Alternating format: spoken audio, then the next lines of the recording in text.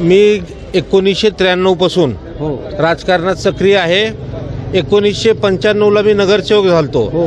जेव्हा इथं काँग्रेसची सत्ता नव्हती आणि मी काँग्रेस पक्षाचा कार्यकर्ता होतो. हो. विलासराव देशमुख साहेबांना बघून मी प्रेरित होऊन हो. मी काँग्रेस पक्षात सामील झालो होतो. हो. आणि मी नगरसेवक होतो.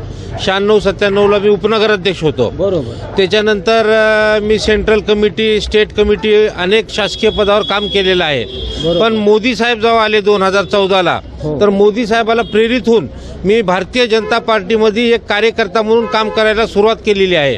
आणि मला हिंदू म्हणून आपल्याला स्वतःला म्हणायला आणि माझ्या कार्यकर्त्यांना हिंदू म्हणून ओळखायला मला चांगलं वाटतंय. आणि एक आत्मीय समाधान असल्यामुळं मी भारतीय जनता पार्टीचं काम करतोय.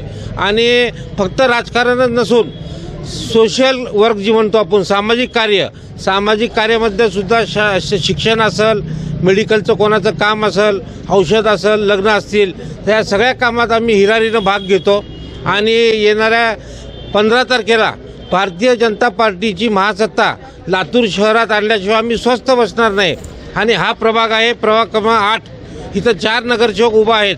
शैलेश गोतमगुंडे, शैलेश स्वामी, फराडिया काकू आणि आमच्या सागावेताई, ह्या 4ला निवडून आणल्याशिवाय आम्ही स्वस्थ बसणार नाही. आणि भारतीय जनता पार्टीची सत्ता येणाऱ्या 16 तारखेला लातूरात जल्लोषात उभी करण्यास आम्ही सगळे मानस घेत आहोत. आपल्या सगळ्यांचं धन्यवाद. जय हिंद, जय महाराष्ट्र.